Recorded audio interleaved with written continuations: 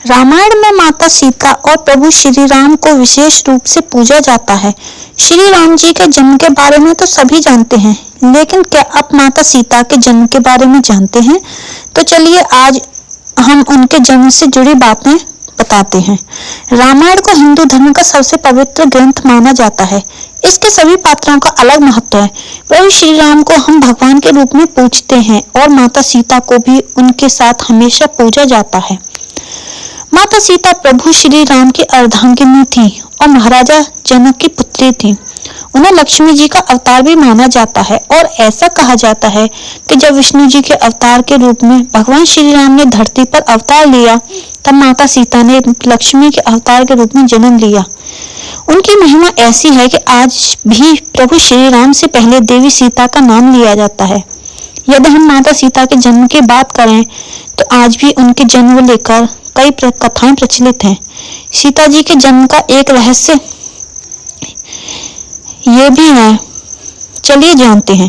पौराणिक कथाओं के अनुसार माता सीता भगवान जनक को जमीन के नीचे मिली थी।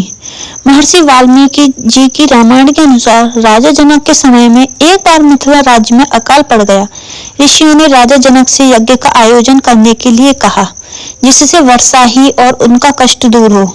यज्ञ की समाप्ति के अवसर पर राजा जनक अपने हाथों से हल लेकर जोत रहे थे। तभी उनके हाथ का नुकीला भाग, जिसे शीत कहते हैं, किसी कठोर चीज से टकराया और हल वहीं अटक गया। जब उस स्थान पर खुदाई हुई तब एक कलश मिला जिसमें एक सुंदर कन्या थी। राजा जनक ने उस कन्या को कलश से बाहर निकाला और उसे अपनी पुत्री के रूप में स्वीकार किया। सीता की पत्नी उस समय निसंतान थी, इसीलिए सीता को पाकर वो अत्यंत प्रसन्न हुई। चूंकि हल्के उस हिस्से से टकराकर माता सीता मिली थी, जिसे शीत कहा जाता है, इसलिए ही उनका नाम सीता रखा गया। वहीं जनक पुत्री के रूप में उन्हें जानकी कहा गया। यदि माता सीता के जन्म की बात करें तो एक और कथा प्रचलित है जिस पर शायद ही यकीन हो। दरअसल रामायण के अनुसार रावण ने कहा था कि यदि उनके हृदय में अपनी पुत्री से विवाह की इच्छा उत्पन्न हो तो उसकी पुत्री ही उसकी मृत्यु का कारण बने। इसी बात को सही साबित करने के लिए एक बार गृत्समद नाम के ऋषि देवी लक्ष्मी को पुत्री रूप में पाने के लिए हर दिन मंत्रोच्चार के साथ कुश के अग्रभाग से एक कलश में दूध की बूंदें डालते थे। एक दिन जब ऋषि आश्रम में मौजूद नहीं थे, तब रावण वहां आया और वहां मौजूद ऋषियों को मारकर उनका रक्त कलश में भर लिया। इस कलश को रावण ने अपने महल में छिपा दिया। उस समय रावण की पत्नी मंदोदरी उस कलश को लेकर बहुत उत्सुक थी। एक दिन जब रावण महल में नहीं था, तब मंदोदरी ने उस कलश को खोलकर देखा। मंदोदरी कलश को उठाकर उसमें भर रखा हुआ रक्त पी गई, जिससे वह गर्भवती हो गई। मंदोदरी का यह भेद किसी को न पता चले, इसीलिए वह लंका से बहुत दूर अपनी पुत्री को कलश में छुपाकर मिथिला भूमि पर छोड़ आई।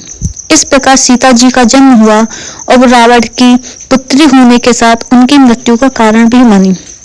देवी सीता के जन्म की तीसरी कथा वेदवती नाम की एक ब्राह्मण कन्या से संबंधित है, जिसका उल्लेख ब्रह्मवैवर्त पुराण में मिलता है। इस कथा के अनुसार एक समय वेदवती भगवान विष्णु को पति के रूप में पाने के लिए तपस्या कर रही थी। हिमालय पर भ्रमण करते हुए रावण की नजर वेदवती पर पड़ी और उनके मन में वेदवती से विवाह का विचार आया। वेदवती रावण से बचने के लिए ऊंचाई से कूद गईं और मृत्यु के समय वो रावण को श्राप दे गईं कि आगे के समय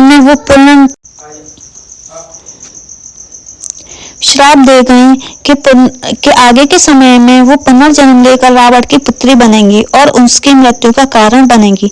माता सीता का जब जन्म हुआ तब अपनी मृत्यु के भय से रावण ने उसे धरती पर एक कलश में रखकर गाड़ दिया।